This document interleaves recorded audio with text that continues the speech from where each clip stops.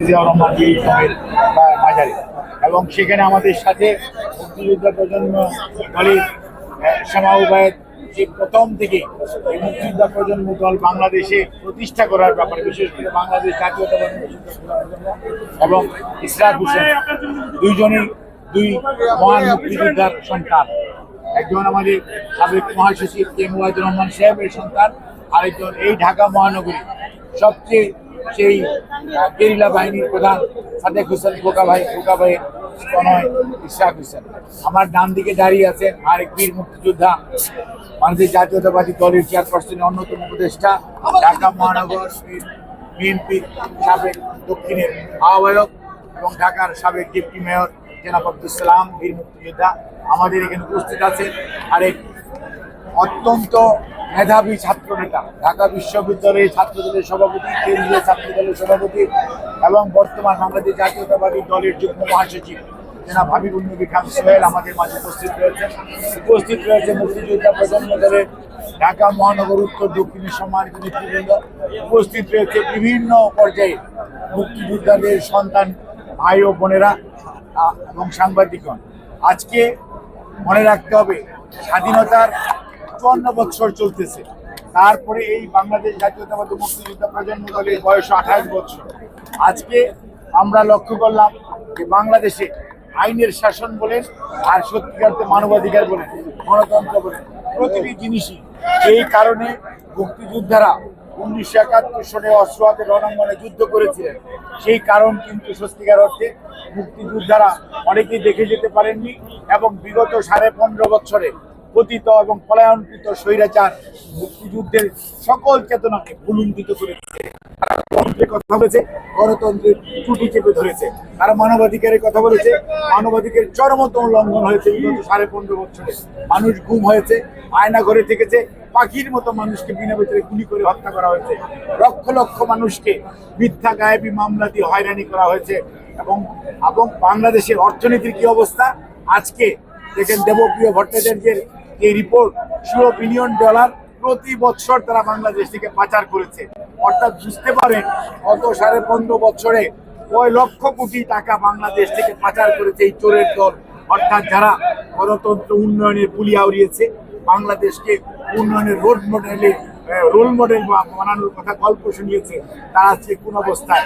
এবং বাংলাদেশ ব্যাংকের গভর্নর বলেছিল উনি আর টাকা ছাপাবেন না। এই ব্যাংকের গভর্নরও কয়েকদিন আগে বলেছে আমি 60,000 কোটি টাকা ছাপিয়ে তাদেরকে দিয়েছে। অর্থাৎ দেশের অর্থনীতি ফোকলা করে দিয়েছে এই মহাচোরের দল। কাজেই মনে রাখতে হবে তারা দেশের গণতন্ত্র ধ্বংস করেছে, সেটি শুধু নয়, বাংলাদেশের অর্থনীতিকে পঙ্গু করে দিয়েছে। বাংলাদেশের প্রত্যেকটি প্রতিষ্ঠান, আইন শৃঙ্খলা বলেন, আইন আদালত বলেন, কি অবস্থায় গিয়েছে। একটা সাপ্লিমেন্টারি চার্জশিটের মাধ্যমে আমাদের দলের ভারপ্রাপ্ত চেয়ারম্যান জনাব তারেক রহমানকে 21 আগস্ট গ্রেনেড হামলা মিথ্যা মামলায় জড়িয়ে তারা কি সাজা দিয়েছিল। আজকে কিছুক্ষণ আগে রায় বেরিয়েছে, হাইকোর্ট সেই সমস্ত রায় খারিজ করে দিয়েছে। অর্থাৎ আইন যখন তার নিজস্ব গতিতে চলে, তখন সত্যিকার অর্থে মানুষ আইনের সেবা পায় এবং আদালতে আশ্রয় পায়। আর আইন যখন তার কোনো একটি নির্ধারিত টার্গেট নিয়ে চলতে থাকে, যেমনটি চালিয়েছে বিগত পলায়নিত স্বৈরাচার, সেই জন্যই তারা আমাদের অনেক নেতাকে, কাউকে ডেথ সেন্টেন্স দিয়েছিল, আমাদের নেতাকে যাবজ্জীবন কারাদণ্ড এবং বিভিন্ন মানুষকে বিভিন্ন কারাদণ্ড দিয়েছিল। অর্থাৎ তারা সত্যিকার অর্থে কে দোষী সেটা ধরার চিন্তা করে নাই। তারা চিন্তা করেছে রাজনৈতিকভাবে কাকে প্রতিপক্ষ বানিয়ে কাকে ক্ষতিগ্রস্ত করা যাবে, কাকে শাস্তি দেওয়া যাবে। সেজন্যই কিন্তু এই 21 আগস্টের মতো আনফরচুনেট ঘটনা আমরাও চাই না। কিন্তু কথা হচ্ছে এই সঠিক যারা দোষী তাদের বিচার হওয়া উচিত ছিল, কিন্তু তারা সাপ্লিমেন্টারি চার্জশিট কাহেরের মাধ্যমে দিয়ে তারা চেয়েছে বিএনপিকে ধ্বংস করতে। আল্লাহ যাকে রক্ষা করতে চায় তাকে কি আর মানুষ ধ্বংস করতে পারে? সেটাই হয়েছে আজকে। সেই জন্যই আজকে এই মুক্তিযুদ্ধ প্রজন্মের এই প্রতিষ্ঠা বার্ষিকীর দিনে আমরা শপথ নিতে চাই। আমার মনে হয় মুক্তিযুদ্ধ প্রজন্মের যে সমস্ত ছেলে মেয়েরা আজকে জীবিত আছে এবং যারা এখানে উপস্থিত আছে, আমাদের যে কোনো মূল্যে বাংলাদেশের গণতন্ত্র রক্ষা, বাংলাদেশ আইনের শাসন রক্ষা, বাংলাদেশের মানুষকে তার অধিকার ফেরত দেওয়ার যে আন্দোলন, দেশ আমাদের নেতা জনাব তারেক রহমানের নেতৃত্বে আজকে বাংলাদেশে চলমান, সেই সংগ্রামকে সামনের দিকে এগিয়ে নিয়ে যেতে পারলে এবং জনগণের অধিকার জনগণকে ফেরত দিতে পারলে, মানবাধিকার প্রতিষ্ঠিত করতে পারলে, মানুষকে অর্থনৈতিকভাবে মুক্তি দিতে পারলে, তাহলেই মুক্তিযোদ্ধাদের যে স্বপ্ন সেটি বাস্তবায়িত হবে। তাহলেই মনে হয় আজকের যে প্রজন্ম, যে দায়িত্ব আজকে মুক্তিযোদ্ধারা নাই, তাদের যে প্রজন্ম রয়েছে পরবর্তী জেনারেশন, অর্থাৎ আজকে ইশরাক বা শ্যামা উবায়দা, তাদের এখন দায়িত্ব হচ্ছে তাদের পূর্বপুরুষরা যেটা করতে পারে সে মহান মুক্তিযোদ্ধারা সম্পন্ন করা, দেশের মানুষকে মুক্তিযুদ্ধের আসল চেতনায় ফিরে নিয়ে আসা। এটাই হচ্ছে আজকের দিনের প্রধানত কর্তব্য এবং দায়িত্ব। ম্যাডাম কি বিদেশে যাওয়ার জন্য ফিট হয়েছিলেন? আপনি বলছেন এই জিনিসটি আজকে বললে আজকে তো মামলা থেকে কাজ পেয়েছেন তারেক রহমান সাহেব, উনি আসলে আমাদের মাঝে কবে নাগাদ আসতে পারেন? আজকে যে রায়টা হলো এর মধ্যে কোনো আশার কথা সুগম হলো কিনা?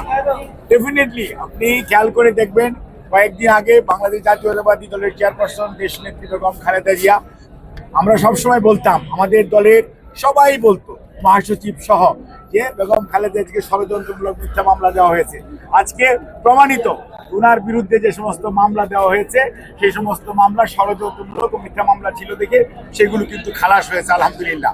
এবং আজকে আমাদের দলের ভারপ্রাপ্ত চেয়ারম্যানের বিরুদ্ধে যে মামলাগুলো ছিল একটার পর একটা যখন আদালতে যাচ্ছে, আদালত থেকে কিন্তু সব প্রায় সকল মামলায় খারিজ হচ্ছে। সবগুলো এখনো হয়নি, এখনো বেশ কয়েকটা বাকি আছে। কাজেই আমরা আশাবাদী যে কোনো সময়, যত দ্রুততার সময়, আমরা খুবই আশাবাদী উনি বাংলাদেশে ফেরত আসবে এবং বাংলাদেশ উনি সসম্মানে ইনশাল্লাহ বাংলাদেশ জাতীয়তাবাদী দলের ভারপ্রাপ্ত চেয়ারম্যান সসম্মানে বাংলাদেশে ফেরত আসবে, এটি দেশবাসী আশা করে এবং আমরা প্রত্যাশা করি। আগামী নির্বাচন কি তারেক রহমান নেতৃত্বে বিএনপি অংশ নিচ্ছে?